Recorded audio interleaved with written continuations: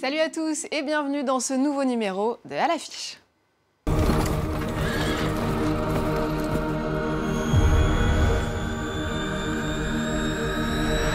Got room for one more?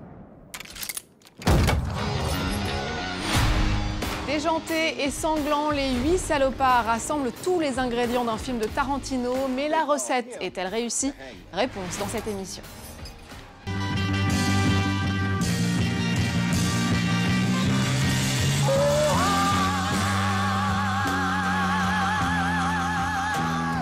Avec sa voix immédiatement reconnaissable, elle est devenue une icône des années hippies.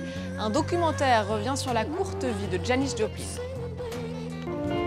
On a retrouvé une femme, mais on ne peut pas lever le secret.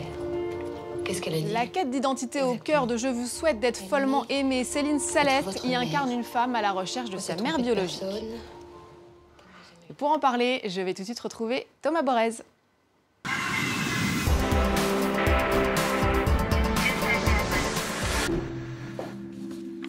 Salut Thomas. Salut Louise. Alors on va débuter cette année 2016 avec le nouveau Quentin Tarantino, gore et grinçant comme il se doit.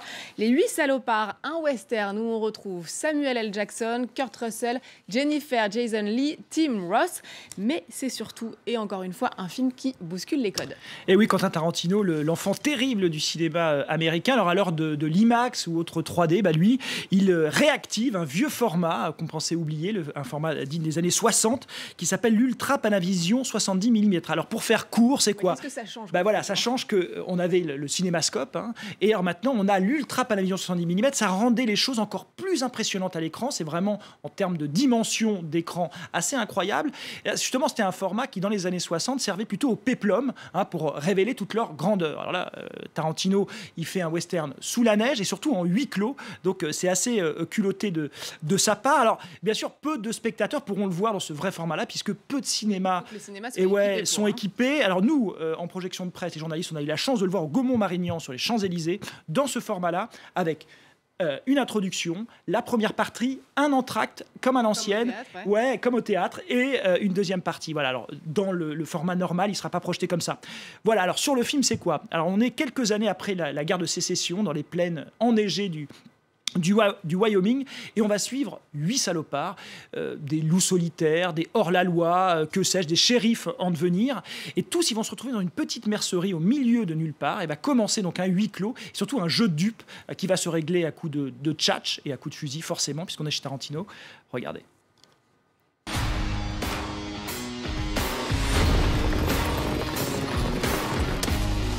They call him the hangman.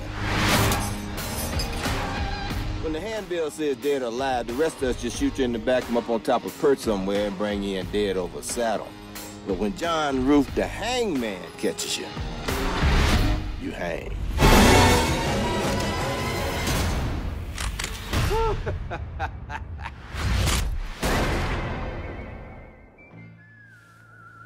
Alors vous vous en souvenez sans doute, avec Django Unchained, son précédent film, Tarantino revisitait le passé esclavagiste des États-Unis.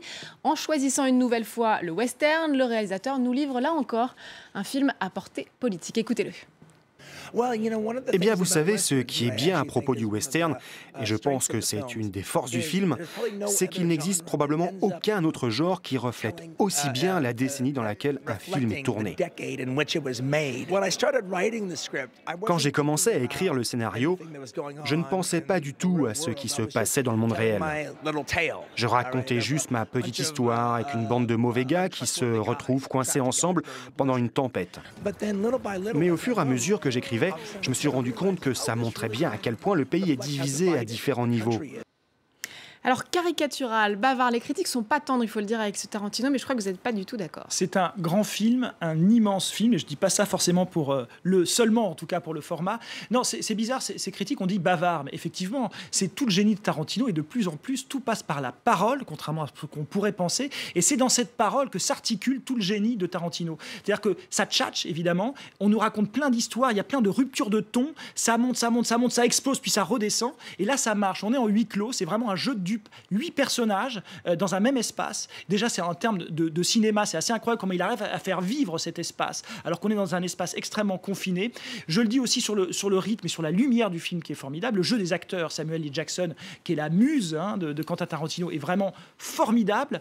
Et c'est surtout un film qui, effectivement, comme il le dit, révèle peut-être les failles de l'Amérique d'aujourd'hui. C'est en ça, comme le dit Tarantino, que c'est intéressant.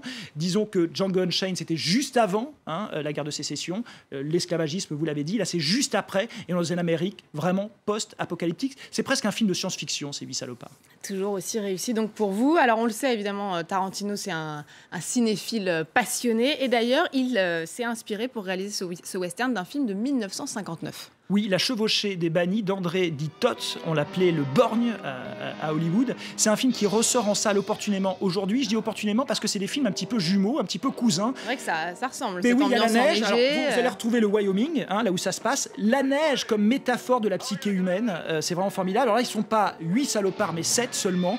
Mais bref, voilà, c'est un duel entre des fermiers et des chasseurs de primes. C'est un film formidable et qui fait formidablement écho au film de Tarantino aujourd'hui. À voir aussi La chevauchée des bannis.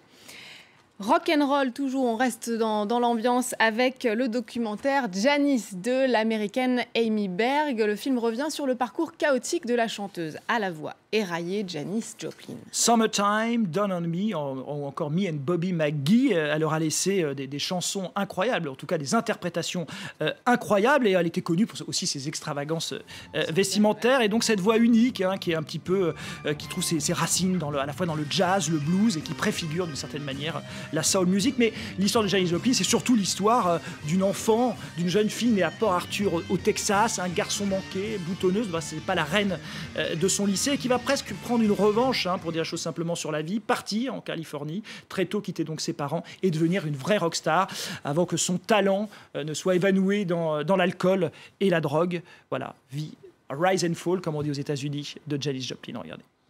Okay, you guys. Is everybody Lord, won't you buy me a Mercedes-Benz? She took a flag and made a place in rock and roll for women. She was the first. My friends all drive Porsches. I must make amends. Janis was fearless with her pain and with her truth. Worked hard all my lifetime. No help from my friends. Feeling things and really getting into it? Alors une vie chaotique et pourtant c'est dommage, on s'ennuie ferme, c'est assez scolaire ce film. Oui, c'est-à-dire c'est un peu une fiche Wikipédia un peu illustrée. Alors effectivement ça commence au début, c'est très chronologique, ça finit à la fin. Elle est morte à 27 ans, elle fait partie du fameux club des 27 de tous ces rockstars mortes en pleine gloire à 27 ans. Brian Jones, Jimi Hendrix, Jim Morrison, Kurt Cobain ou encore plus proche de nous, Amy Winehouse. Et Amy Winehouse, le film qui lui a été dédié d'Asif Kapadian, Amy. Pour le coup, était formidable. Oui, rendez bien compte de ça, parce que c'est vraiment un peu deux sœurs jumelles, Janis Joplin et Amy Winehouse, deux blanches à la voix vraiment de black. Et voilà, et le film rendait compte justement de l'aspect chaotique. Avec beaucoup d'images personnelles aussi de la chanteuse. C'est ça qui faisait tout le... oui, alors effectivement, Amy Winehouse était une enfant des téléphones portables et de l'image à tout prix. On peut pas reprocher à Amy Berg, la réalisatrice de Janis, de ne pas avoir toutes ces images. Mais effectivement, on aurait aimé que ce soit un peu plus chaotique. Allez, à voir les deux films pour se rendre compte un peu de leur jumélité. Il sort en DVD actuellement. Alors on passe à Je vous souhaite d'être follement aimé de la française Ouni Lecomte avec Céline Salette, l'histoire d'une jeune femme née sous X qui va tout faire pour retrouver sa mère biologique. Et je ne vous sens pas très convaincu, Thomas, sur celui-là. Non, c'est un sujet, on le sent, que la réalisatrice française d'origine coréenne, qui a été elle-même adoptée par une famille française, elle est très proche de ce sujet-là. D'ailleurs, son premier film, oui, voilà, Une vie toute neuve, qui vraiment parlait de ça. Là encore, il est question de filiation, vous l'avez dit dans le résumé de ce film. Il y a un côté peut-être touchant et parfois presque trop naïf. Je vous dis ça sans vous dévoiler l'intrigue du film. Elle va masser à un moment sa mère, qu'elle ne sait pas être vraiment sa mère. Il y a un jeu de corps qui pourrait être intéressant. Ça tombe un peu à plat, c'est un peu naïf, à mon goût. Ça tombe à plat. Alors pour terminer, vous vouliez rendre hommage à un homme de l'ombre qui a pourtant donné toute sa lumière au cinéma. Je vous cite sur cette expression. Il s'agit du chef opérateur d'origine hongroise Vilmos Zsigmond qui vient de décéder à l'âge de 85 ans. Alors, pour dire les choses de manière un peu emphatique, c'est comme si la peinture perdait Goya, Picasso ou encore Rubens. Oui, c'était ça, Vilmos Zsigmond. Il est né en 1930 en Hongrie. Il a quitté son pays pendant l'insurrection de Budapest en 1956. Et là, il débarque à Hollywood. Et Hollywood est en plein renouveau à cette époque-là. Il y a le fameux nouvel Hollywood qui aura l'émergence de jeunes cinéastes aux dents longues, mais surtout aux idées très très grandes. Steven Spielberg, Martin Scorsese, Brian De Palma, qui veulent révolutionner ça. Vilmos Zsigmond, avec sa caméra, va accompagner toute cette génération. Et il va en fait créer une rupture. Il y avait les images magnifiques du cinéma hollywoodien. Lui, il va pas hésiter à rendre des images un peu brumeuses, un peu enrayées. Ça donnera des chefs-d'œuvre. The Rose, Délivrance, Rencontre du troisième type, John McCabe, ou encore Voyage au bout de l'enfer de Michael Cimino. Tout le monde peut être une image pour symboliser sa carrière, celle de Rencontre du troisième type, où on voyait, vous savez, cet enfant qui ouvre une porte devant une lumière orange. Voilà, on la voit. Et ben ça, c'est signé Vilmos Zsigmond. On lui doit. C'est l'imaginaire de Spielberg qui parle évidemment, mais aussi de Vilmos Zsigmond. Il avait obtenu un Oscar en 78 pour ça. Parmi les réalisateurs avec lesquels il a collaboré, il y a quand même Brian De Palma, Obsession, Blowout, Le bûcher des vanités, et à mon sens, Blowout, le film avec John Travolta, thriller politique de 1980, et peut-être ce qu'il a réussi de mieux en jouant avec le split screen, et notamment cette scène finale avec le feu d'artifice et les surimpressions. Voilà, donc vraiment un génie de l'image. Une atmosphère grâce à la lumière. Voilà, un feu d'artifice pour célébrer la mort donc, de ce géant de la lumière. Vous lui avez rendu un bel hommage, c'est réussi Thomas. Merci beaucoup. Merci. À la semaine prochaine pour plus d'actu cinéma et merci évidemment à vous de nous avoir suivis. Vous pouvez nous retrouver sur france24.com ainsi que sur tous les réseaux sociaux. On se quitte avec des images donc du thriller de Brian De Palma, Blowout, en hommage au chef opérateur Vilmos Zsigmond. À très vite.